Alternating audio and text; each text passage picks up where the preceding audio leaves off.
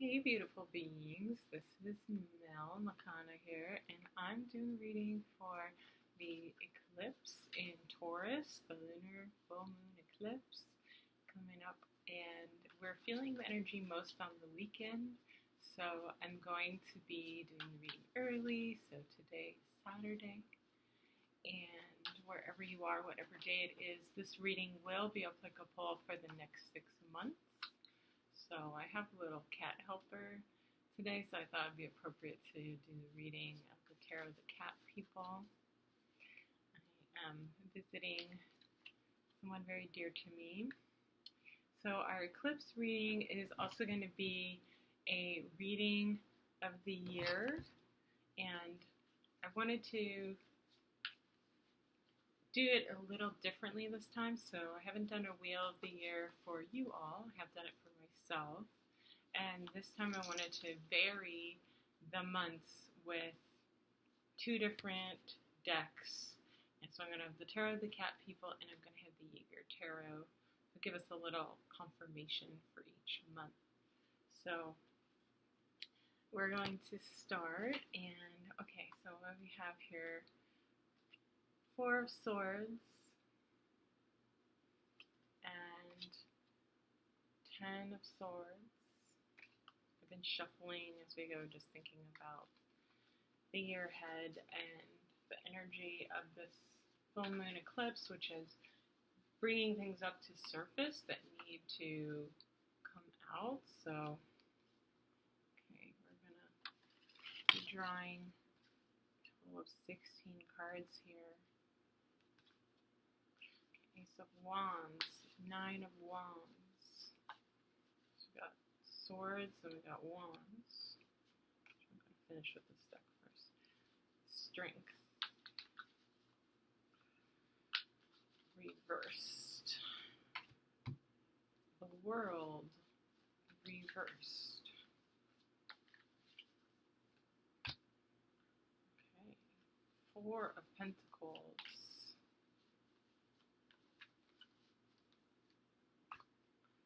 Three of Pentacles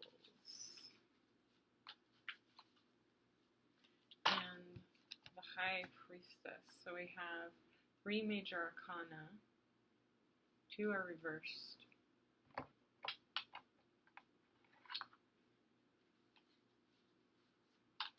Thought about not doing reversals, but I'm feeling like because it's this eclipse Scorpio energy still in the midst and the Taurus in Scorpio, it's like it's like the sense of like everything that is your structure is upended. So I think reversals are going to be helpful in this reading. Okay, so we have the Seven of Swords, the Five of Wands, the Sun, Five of Pentacles, the Six of Wands, the Emperor,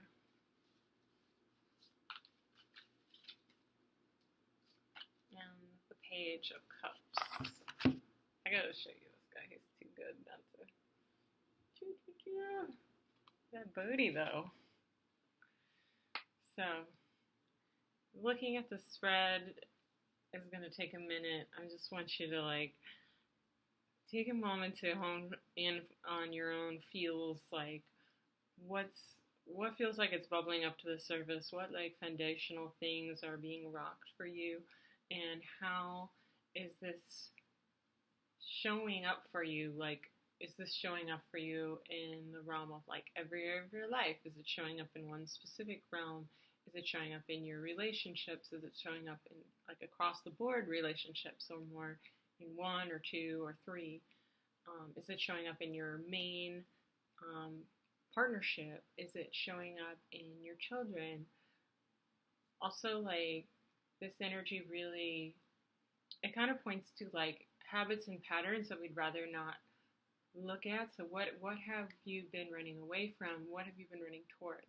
Like, what do you keep running towards with this sense of like, I have to finish this, or I have to like hold on to this energy how can this sense of like attachment be relaxed in favor of like, well, what is my heart actually drawing me to?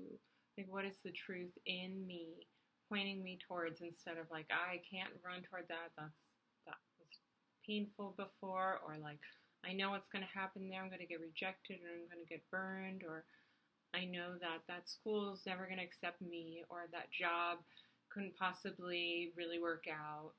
I'm just going to mess it up. So whatever you're running from really urgently, and wherever you're running towards, or you're like forcing yourself or not giving yourself a sense of like natural growth and adaptation.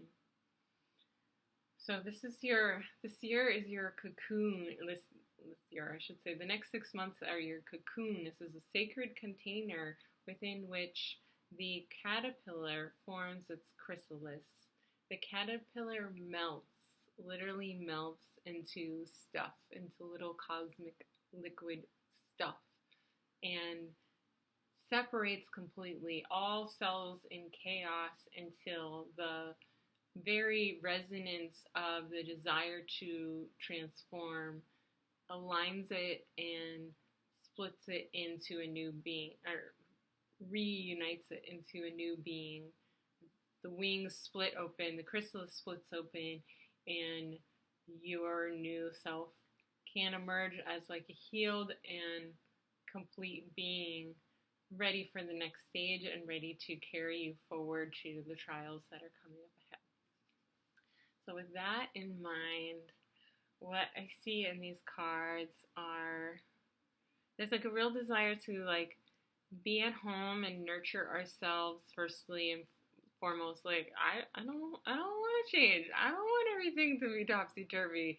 I just want to like chill and play with these cats. Like this is pretty good. Like I have a sense of complete, like I completed all this stuff. I completed my work, and now the universe is like knocking on my door with this 10 of Swords, saying like there is something coming up in the area and realm, bringing strife, where things like could be really good. Like you have so much at your disposal, and yet there's a push for things to become more harmonious. There's still this lurking sense of like things could be smoother. Like do I want this chaos in my future? Do I want this disharmony? Do I want this struggle that at the moment seems maybe just like there's a pause on it, but I know actually it's going to keep persisting.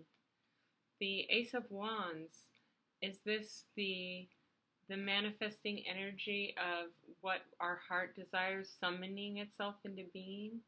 So we have been maybe putting a cap on something, saying like, no, I can't want that for myself. That's too big. That's too awesome. Or like, so this is about facing your sense of worthiness and not being too rigid and structured, not holding on to so firmly the foundation that put you here. Like there's something that is always a little bit flawed in anything we build, because we're human beings.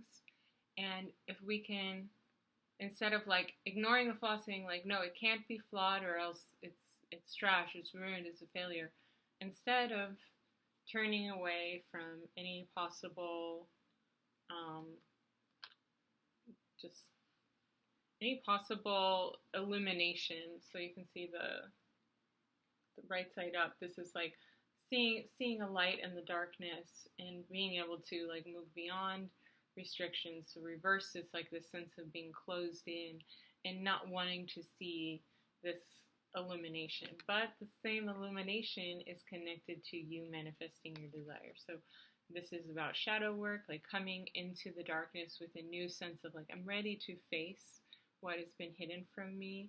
These eyes that are hiding in there, they're peering at you. It's something watchful, like your own shadow is actually checking in on you and being like, hey, I'm still here. So you may have shunned me, you may have buried me, you may have locked me in a closet, but I'm still here, bitch.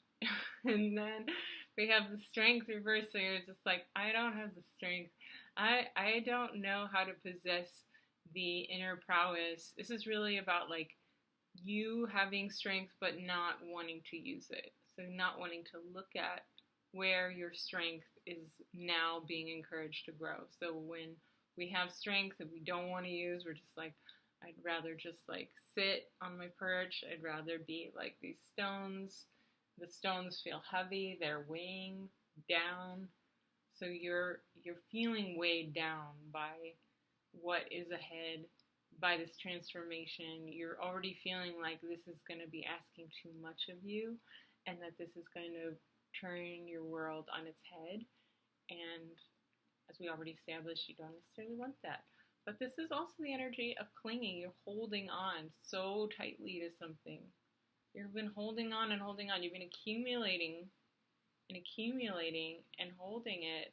And then the holding it is not bringing you this joy, bliss, manifested, perfect life. It's sort of like days go by and you're like, well, this is pretty good, because it could be a lot worse. It could be shit. Yeah, it could be shit, but it could also be like a little bit more like you growing, you evolving, you challenging yourself, you being in the flow, you rising to the task, you being a badass, you seeing everything that you can do, you putting your prowess and your bringing a sense of like massive oomph into the world. So this is about you and your energy and what it is able to create. And it's not really meant to just create a Netflix playlist. Like it's not meant to just create a toaster strudel, okay? Like this is about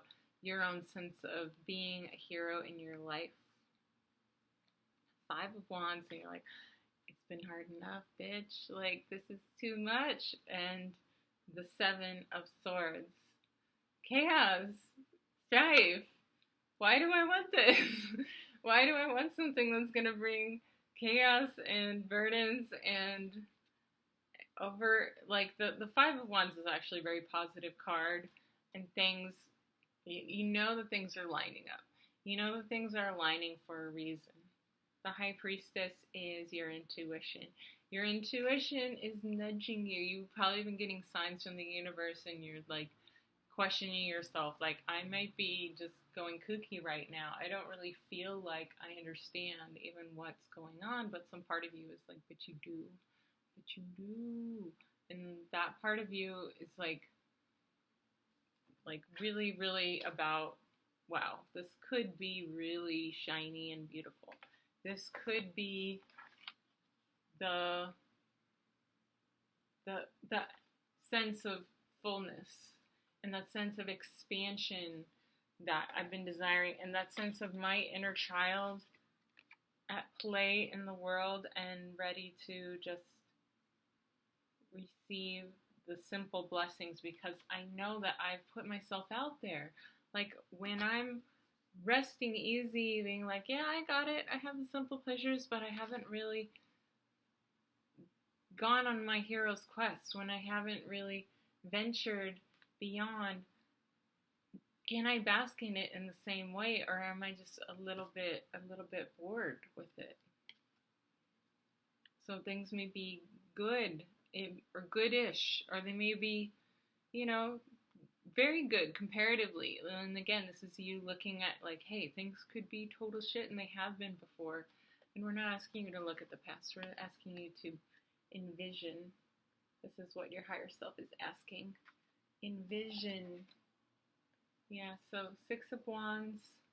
This is looking good. This is looking positive. Like, this actually, this nudge from the universe, this is you stepping into your higher realms, your psychicness, you wanting to be in control and power and realizing you're not, and that's scary. So it's something you need to surrender, but still a sense of planning, like putting things in action, planning, putting yourself out there, pursuing this big, juicy dream. And maybe you're confused with what you think the big, juicy dream is and what your heart is telling you the big, juicy dream is. Like, go back to who you were as a young person and just like go back there mentally and like sit with what that young person would have been so stoked about, so amazed that the world could bring, so just full of awe and wonder. And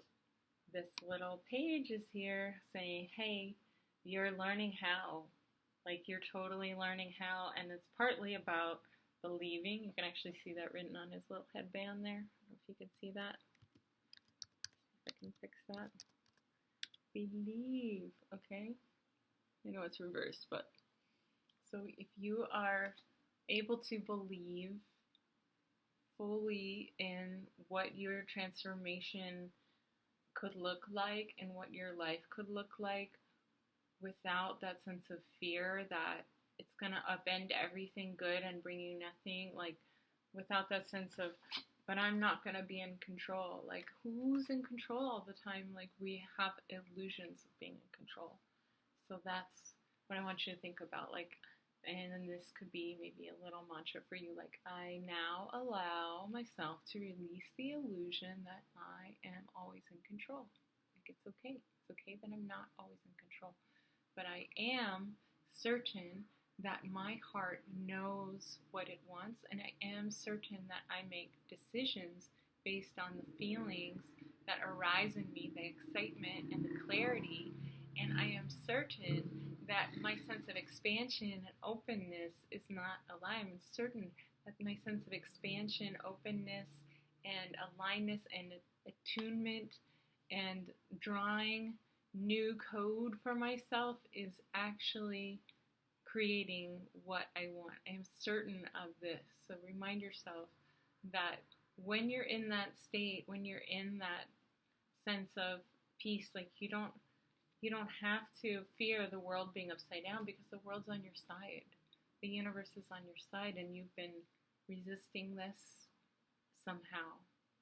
I think this is what this first draw is all about. Like this, there's this turmoil going on, and you've been really just like taking a really defensive stance with life.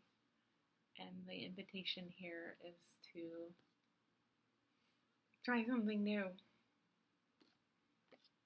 and summon from the deeper parts of you what is really, really going to magnetize and enliven you. And it might be totally different from what you have ever allowed yourself to dream before. So be open to big, wild possibility. And if something starts to excite you, if something starts to magnetize you and you start to say, yes, I want that, then keep that momentum. The next 6 months will align for you if you can stay in that harmony with yourself of like, I'm on my side this time. I'm not going to give up my bigger dream in favor of what is like contained and safe and where I know I can be in control. This is your opportunity the next 6 months. So this eclipse will bring a possible storm or a possible upending of your world, and dance in it. That is the invitation. Dance in it. And the chaos is where the magical little cellular cells, what are they called? Check it out. Watch a little video of a butterfly transforming. It'll blow your freaking mind. So, yeah, that's the natural excitement I advocate for. I also love British baking, I have to say. It's a little guilty pleasure of mine. I don't even know why I like it so much. Sassiness. I think it's the sass. So, have a sassy Saturday. Love from the cats, love from Makana. I'm so glad you joined me today, and I really appreciate you just tuning in for your own energy. So do it for you. Bye.